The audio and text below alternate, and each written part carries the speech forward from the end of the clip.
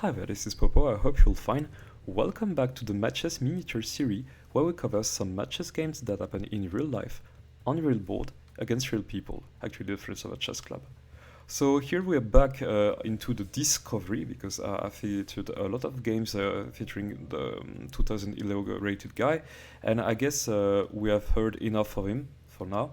I wanted to show you some other games that happen between my other friends of the chess club, and I don't remember the order where I introduced the faction at this point. Maybe the fairies were introduced after the Tikis or the Alliance. I don't remember, but here I wanted to show you a game featuring the fairies. When I introduced the fairies at first, my friends were saying that the fairies were busted. And then they played some games and they noticed the weakness here of the B2 and G2 spot, and especially the weakness of this pixie, which tend to be very interesting. Also the low mobility of the wisp. And if you play correctly, especially with the humans, I have to say that this is very strong fashion to play against fairies, then you can win some games. And then they realized that fairies can be very strong and very weak, so they try to master that a lot. And here is a game that has been played between humans and fairies. I guess this has to be their 10th game, so they already mastered the principles of the fairies and the humans at this point. And here this game is very interesting because despite this, we will have something very incredible in terms of control, in terms of strategy. Like, this is very interesting to know because maybe some beginners at matches don't really know how to play with the fairies. So this is an example of how you can play with the fairies. I guess this is very cool. So let me introduce you the players. So the players which plays the fairies is the player that I played against the genies. Remember, he was playing the humans against the genies, and he lost because he was too self-confident. Now he understands the lesson. And with the humans, we have the guy which lacks bold moves, which played centaurs and dragons, if I remember well, in the videos. So two very sharp minds. So maybe here he calculates a lot more. Here he lacks some, I don't know, badass plans with bold moves. So going to see how it's gonna go.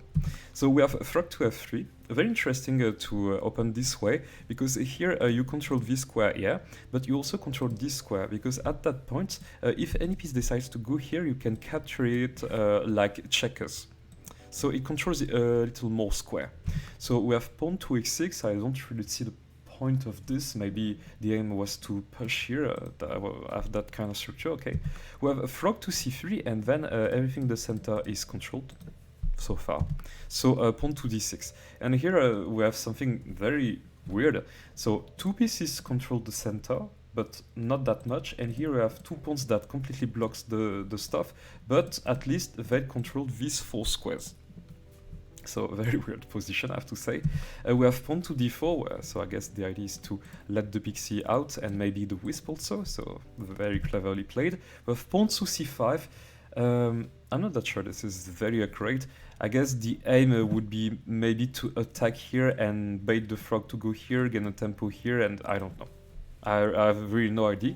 So here, if I were the fairies, I wouldn't take, because maybe the aim is that after takes and takes, there's a threat of queen goes here, uncastling the king, but the frog is still here, so that wouldn't happen. Or maybe that helped the humans to have some activity. I don't know. So anyway, this is not played, so we have pawn to e3, instead defending the structure, and the fact is that if you captures and captures, then both pixies would have some square to develop and try to create some mess. You have to be very careful against the pixies. So knight to c6 is played, a pretty decent move, and then pixie to c4 is played. And I have to admit that I've been surprised at first of why you play that in that position. Of course, it targets to capture on e6, but you have some pawn structure, and pawn structure are very powerful against pixies. Let me show you. So here you play pawn to d5, the pixies has to go back, maybe to d3 or to e2, but here I decided to go to b3. And I can understand why, because this is not that easy to push c4, actually. If you decide to push c4, then the pixie is gonna go to a4, this is the only move, and you have a tempo over the knight, which threatens to be captured. So you have to put the knight into a good spot, so I guess maybe you put the knight to e7, But then you can slide the pixie and give a check to b5. And here, if you defend, for example, I don't know, with the bishop, then I just have to snap it. So you can't. So after check here, you have to defend with the knight back. And here at some point you can play the frog to e5. And even if you defend here with this knight, some very weird stuff can happen. Like if you defend with this knight, I can just bring the wisp here and I'm going to destroy your pawn structure. So that's not that good, see? So even you play this, that doesn't work. So if the frog goes to e5, then maybe you have to play the sharp line with f6, so you would have frog captures, pawn captures, the pixie goes back and he threats to go here and again, and then maybe he wants to uncastle your king, because if you do nothing, you play this basically, then you have to go here and then the same stuff would happen, but you wouldn't have a lot of defense, you wouldn't have a lot of defense regardless of that. So maybe you have to be very careful. So maybe after this you defend with the bishop, I don't know, and with the idea of you capture with this, you capture that, queen check, you basically have to go here to save your frog, then maybe queen to b6 targeting this very weak spot, maybe this defended by the shroom, and then, I don't know, you play any move you want, the wisp is still gonna go here and is going to snap your d5 pawn, and at this point everything's gonna crumble. So I can understand that you don't want to play this in the position. I have no idea if that black calculated that far, but I can say that he decided not to play c4 and play rather knight to f6. So we have pixie takes d5, and now it threats to attack on e6. And here now pawn to c4 is played. I have not a clear idea of what this change is to decide to push c4 now, but anyway, pixie to a4, and we transpose into the line knight to e7. Whisper to d2 is played as an intermezzo, and this is pretty interesting because I was thinking of this would happen, but now immediately Whisper to e2 wants to suppress this and maybe start to put the frog over. So very interesting actually. We have queen to b6, approximately the same idea as before, but here you don't even have to defend with shroom to b1, because in this position white decided to play pixie to b5 with check. And here you can decide to defend this way, but you're going to go in the same line, and this is very weird to play, and remember that this pawn is hanging. So here in this position black made a choice that I'm not sure this is the right choice to make. I wouldn't even say that this is a mistake. Decided to play king to d8. And king to d8 is that, okay, if you're just worried, you can just hide the king here and you put the knight, you put some stuff here and you try to challenge the pixie and to trap it.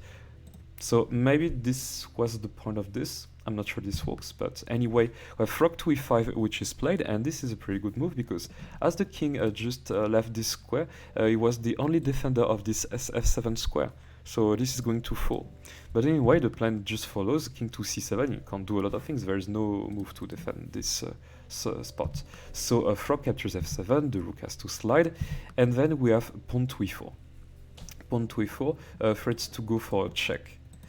Here black decided to push a6 with the thing out, okay, maybe you have the check, but here I'm going to build something and maybe I'll be free to back off my king.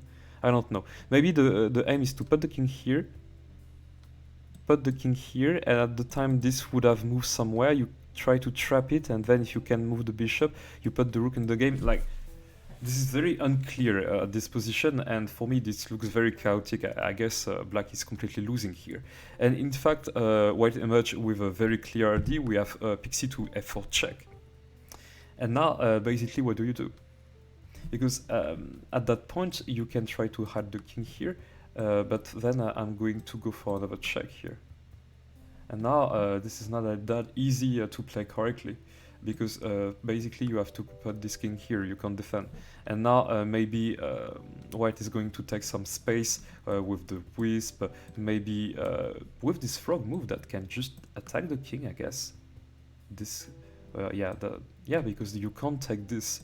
So here at this point, the queen has to find a way to go, and here you have only one square. So this basically traps the queen. if I'm not mistaken.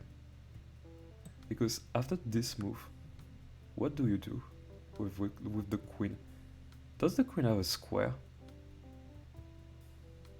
It has this square, but it looks very terrifying. I would not be very reassured to play this position, and I guess even if you play this with the queen, there might be some ugly attacks coming from the other pieces.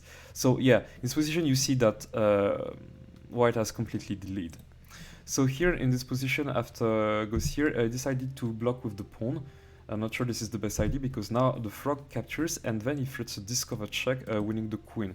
And there are not a lot of squares you can hide with the queen. So this is why king to b8 is played, and this is very decent because you just end your turn. And this is not sufficient.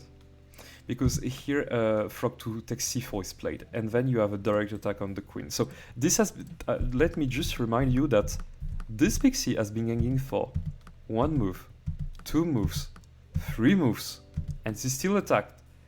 And here you might say, okay, he's going to move the pixie here, and we're going to have the thing, or perhaps he would still attack on d5, and that would be very interesting. But not even close. Here in this position, white decided to play a frog to a3. I'm not sure this is the best idea so far. Maybe, I don't know, maybe I say something stupid, but the idea of putting the pixie to give check and control this square seems to be very interesting. Like if you continue with this variation, the king is very forced to go here, and then you can try to get some tempos and maybe threat something with the frog. But at some time I can understand the fact that you don't want to go here because you don't have any spot to attack with the frogs, and here maybe you have to put the wisp in the way. So yeah, I can understand that this doesn't be played. So frog to a3 is played, and actually the idea of frog to a3 is pretty clever because it follows approximately the same plan. You can't capture the pixie. Really, you can't. You don't have to, because else you're completely losing. But I guess maybe the center guy wasn't that careful and he decided to take.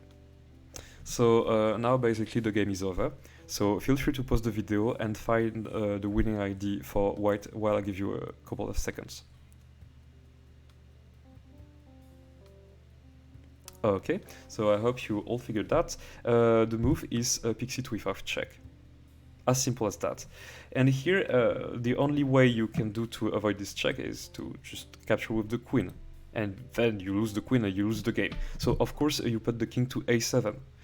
But then comes frog a takes b5, and now you don't have a lot of square because now this is controlled, and you have basically 2 squares to go.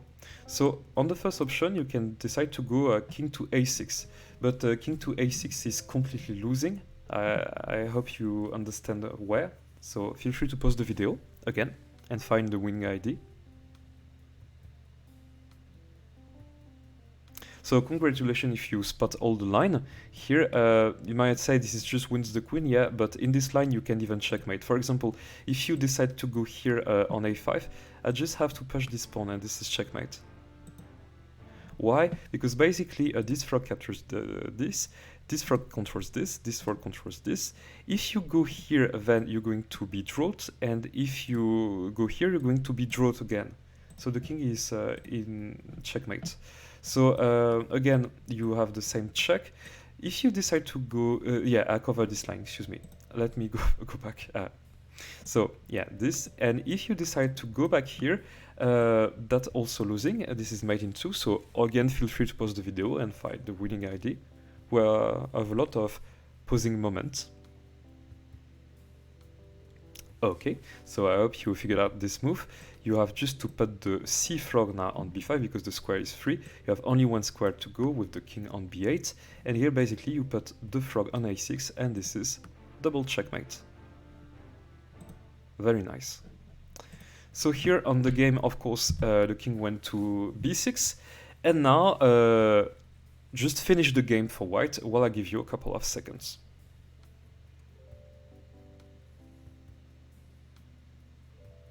Okay, congratulations if you spot the move. The combination doesn't lead to a checkmate actually, but it leads after frog to c7 check, king to c6 is played. Here you don't have a lot of moves. If you decide to go here, basically it runs with the same idea, remember? Go here, go here, go here. So this is not possible. If you decide to go here, then you just have to push here. So here you have to slide the king here, so that what happened in the game. And here you don't capture the queen immediately, because else the bishop is gonna recapture.